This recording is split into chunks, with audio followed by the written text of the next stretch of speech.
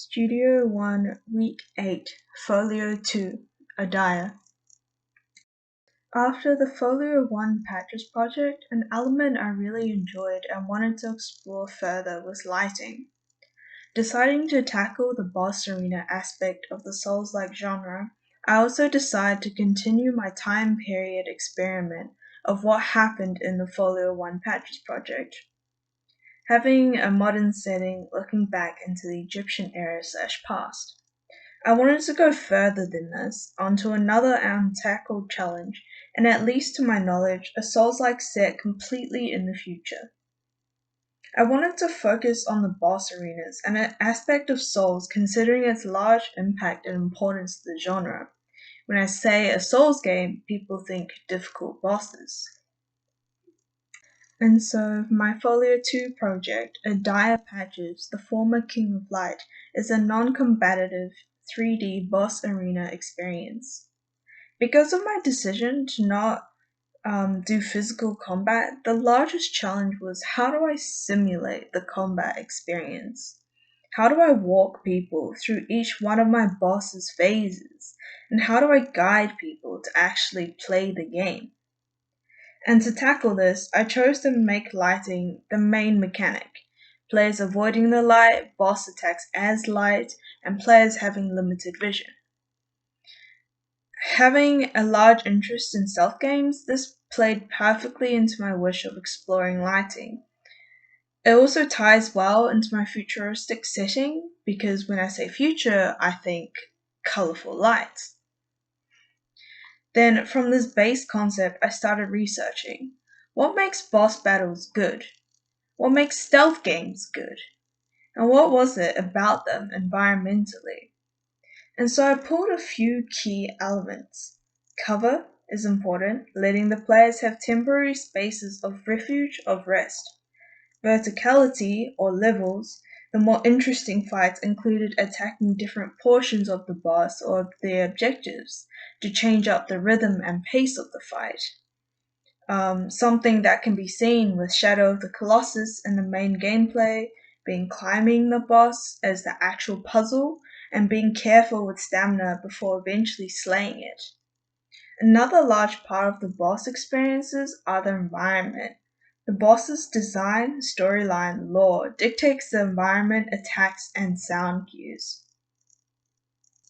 From the beginning of this project 5 days ago, I've been analyzing and watching different Souls-like boss battles, notable ones being the Dancer Boreal Valley, the Slave Knight Gale, Dark Eater Medea, Nameless King, and Pontiff Sullivan from Dark Souls 3, and from Bloodborne, Gehrman and Lady Maria of the Astral Clock Tower, just to name a few.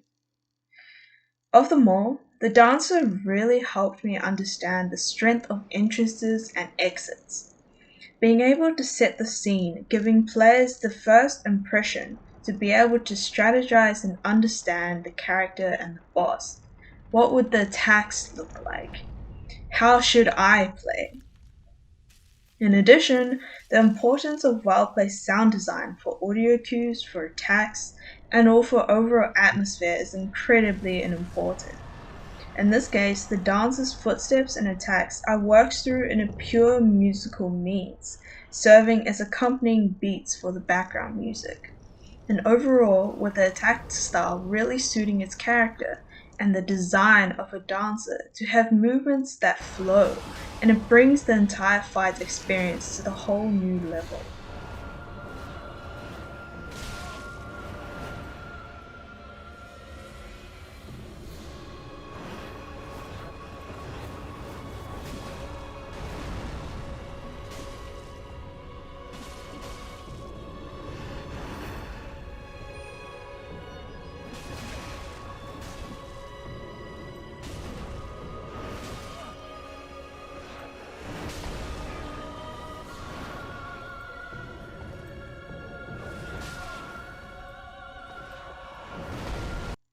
Taking these learnings, I'm adapting them onto my own boss, Adia Patches, the former King of Light.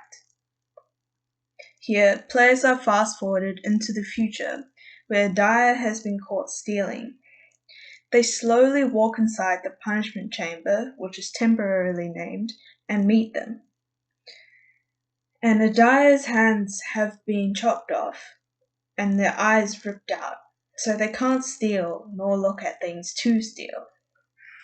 At this current moment, the light is normal, it's completely daylight, and after Adia talks to you, the lights go dark, and spotlights appear, almost like Adia's eyes. And later on, floating light claws appear, serving as his hands and also adding another layer of complexity to the battle, and the combat, quote unquote, and attacking the player. Adia also howls and releases a large burst of light, which players have to avoid, hiding inside corridors and taking out sentries on the second level. Adia is a vengeful being. All of this was spurred on by a thought that I had of, what if Patches became a boss? So far, within all the Souls-like genres, Patches can be fought and killed, but on a level equal to a player. And I thought, but what if I elevated Patches? Other thoughts I was contemplating were aerial combat, which would be another tough challenge to do, and something I've not done before. And neither has the Souls genre done before, but for the sake of scoping, something I have to put on the back burner in terms of priority.